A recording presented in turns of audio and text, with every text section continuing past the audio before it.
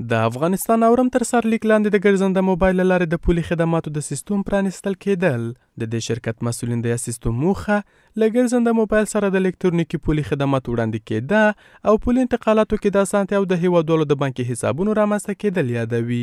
د دوی په وینا اوس مهال په 9 ولایتونو کې د دې شرکت 80 استازولۍ فعالیت لري. اهداف ما این است که ما تادیات و معاملات پولی شما را از طریق موبایل مروج بسازیم. ستاسی انفرادی او تجارتی راکړه ورکړه په سرعت، شفافیت او دقت سره سرته ورسوو. د موبایل د لارې دولتي او غیر دولتي ادارو ته د هغوی معاشات او نور تادیات د موبایل د لارې نه مخته یوسو.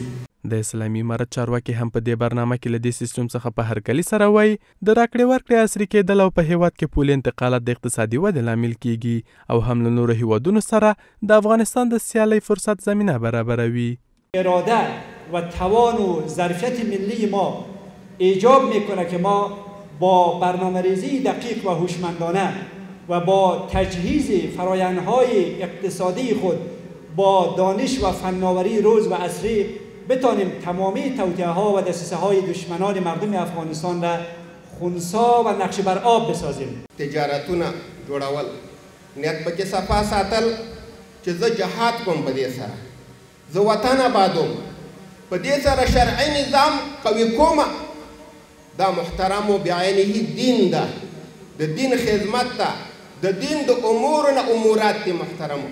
په همدې حال کې د سوداګرۍ او پانګونې خونه د هیواد په ټولو بندرونو کې د یاد شرکت د استازولیو پر رامنځته کېدو ټینګار کوي او مرکزي بانک هم هیوادوالو ته د نوموړي سیستم له امنیت څخه ډاډ ورکوي. دا ډېر ښه سیستم دی او د دې لپاره باید موږ خلک تشویق کړو چې دا کار باید وکړي. اسانتیاوې راولي، سهولتونه راولي او ډېر زیات د ډېرو فسادونو نه مخنیوی کوي. لوی مشکل دا حلی چې د غله او د اختطاف مخه نیسي.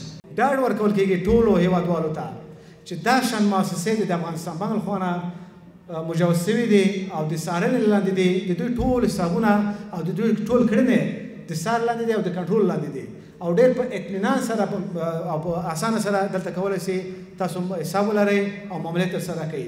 له دې سره د سوداګرۍ او پانګونې خونې مسؤلینو په دې برنامه کې دغه شان ویلي د نړیوالې ټولنې لخوا د بانکي او سیاسي او اقتصادي محدودیتونو ته په کتو سره د افغانستان خصوصي برخه تاوانېدل خپلې اړیکې د نړۍ له هیوادونو سره پراخې کړي.